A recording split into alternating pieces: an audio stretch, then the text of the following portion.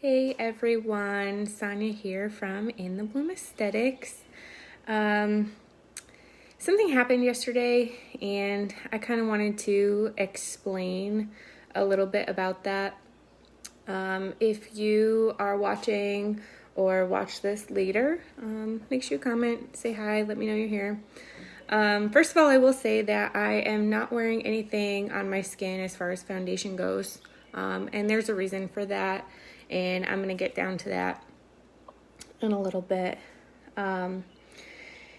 Basically, I was scrolling through Facebook yesterday, and on a community forum, someone said, hey, when are tanning salons open?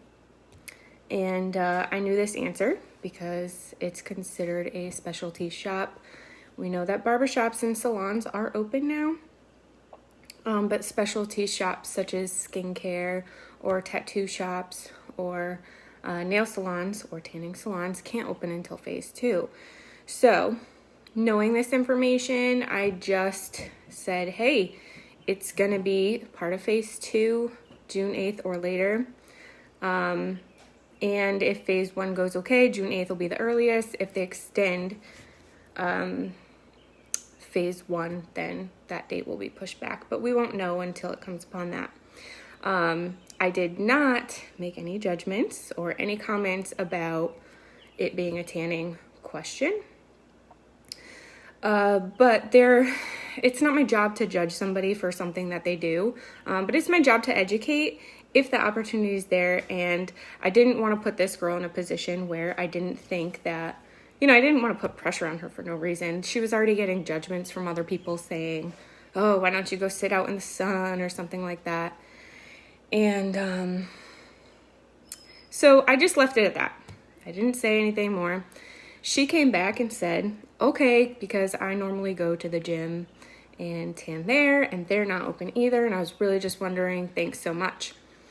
And so I told her, I said, since she replied back, I said, okay. I don't condone tanning because I do own a skincare spa, but that's why I know, because I've been watching diligently on these phases and the time when I can reopen. And she was like, oh, okay, I have psoriasis and I go tanning because it's the only thing that helps my psoriasis. And at that point, the door was open to start a conversation. So I also didn't want to blow up her spot on the community forum. So I just said, hey, there's other things that you can do. If you're interested, private message me, but I'm not going to have you put your stuff out there on social media community forum. Didn't make any sense. So, hi, Amanda. So anyways, I told her to private message me, and that left the door open for her if she wanted more information on how she could better care for her skin and her psoriasis instead of tanning, to talk to me. And she did end up private messaging me, and I'm currently going back and forth with her right now. But the other interesting thing is that this opportunity in the community forum, another person had messaged me, because I told the girl who originally posted this, I told her, I said, I used to tan too, because I have eczema, and that helped my inflammation as well. So I completely understand where you're coming from, but there's better things that you can do. So anyways, this other person private messaged me from the community forum, not friends with them. And she said, hey, I have eczema, and I've been tanning for so many years. What else can I do? So great. Other people are reaching out because I said something. So anyways, I'm not a doctor. I can't diagnose somebody. So my first thing that I said to this other person was, do you have a doctor's diagnosis for this? Are you seeing a doctor? And are you taking any medications topically and orally? And then also from there, ask questions such as, where is your eczema? Is it smaller spots? Is it larger spots? What are we talking about here? So Like I said, it's not my job to judge somebody for doing something that they do, but if the opportunity comes up for education, I definitely want to put it out there. Anyways, I use tanning beds for many, many, many years. The reason for my post is because I want people to know that there are lasting damaging effects of using tanning beds.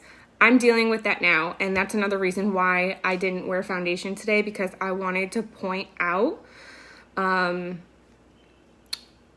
what happens later on. My face right now is a year better than it was last year. It's gotten so much better.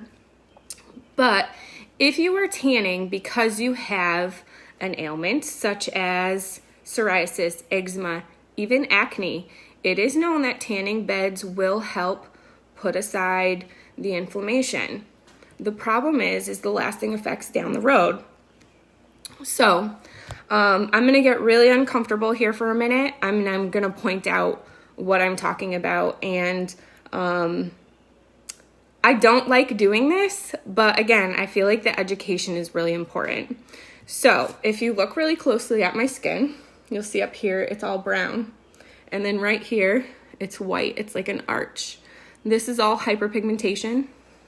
This right here is a sunspot. It's a hyperpigmentation. I have that all over my face. I have it all over my arms. I have it all over my back. And that is my skin reacting to the damage that was caused earlier. The other thing that I have, and I'm not sure the camera's going to pick it up, is telangiectasia right on my nose. And there's a little bit on my cheeks. Telangiectasia is broken capillaries at the surface of the skin. Shows up. Hi, Anna. Hi, Erin, Melissa, and Lori. Thank you guys for watching. If you have questions, please comment. So anyways, the other thing that I have, if you look here, you can see it's really dark. This is also hyperpigmentation. Now, I can tell you that my vellus hair on my face is probably blonde like my hair. It is not brown. And I also don't really have any vellus hair right now because I had been dermaplaned. So this darkness that you're seeing is all sun damage, hyperpigmentation deep down in my skin. And like I said, I have been trying to take care of this for probably, I don't know. It's been at least a year. Probably when I started skin school 3 years ago, is when I really started looking at it, but really started taking care of it more recently. So anyways, that's the damage within my skin. And I'm going to say it again because there's more people watching. If you're tanning because you have psoriasis, eczema, acne, anything like that, because the UV light is helping with your inflammation, please, please, please talk to an esthetician, a licensed esthetician. You can talk to me, you can talk to Michaela, you can talk to somebody else you know, but there are other safer ways to take care of your skin and take care of the inflammation.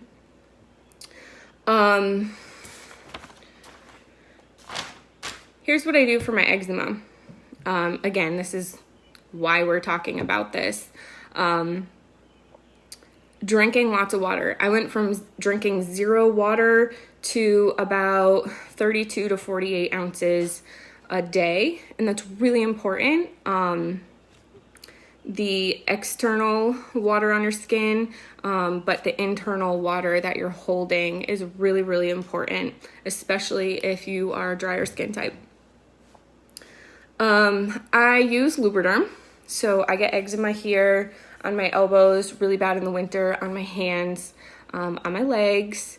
The first thing I do when I get out of the shower is I use Lubriderm from here down every single day, and that helps.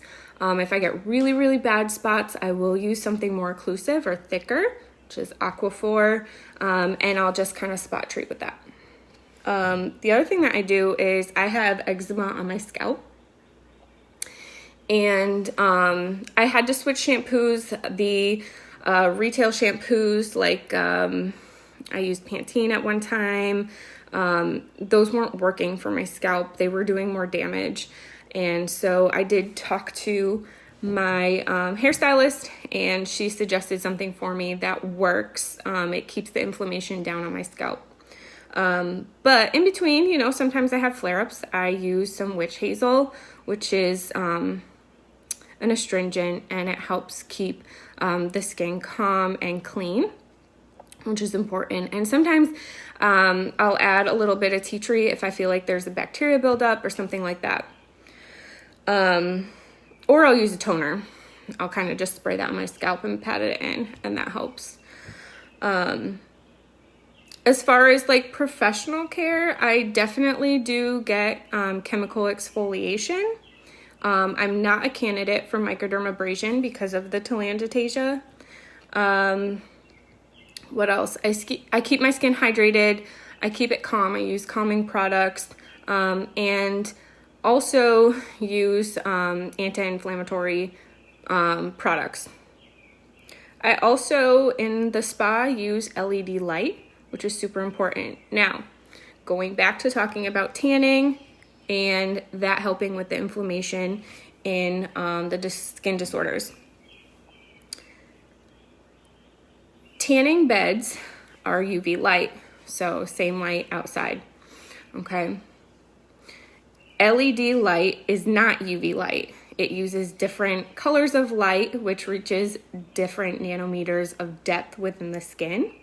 So your blue light helps with acne and helps kill off bacteria. Again, if you're tanning because you have these ailments, this is something that we could do at the spa to fix, which is a lot safer for you than dealing with these after damaging effects. So LED light is good for killing bacteria that causes acne. The red light is good for collagen synthesis, and the yellow light is good for fixing hyperpigmentation, like what I have. Again, like I said, it's not my job to judge anyone. If you want to go tanning, that's totally fine, but it is my job to do education. And if, again, I'm going to say it, if you're going tanning because you have these things, please talk to an esthetician, talk to me, talk to Michaela, somebody, so that we can give you other options. Because even though, listen, when I was going tanning, I looked hot. I look hot with a tan, okay? We all do.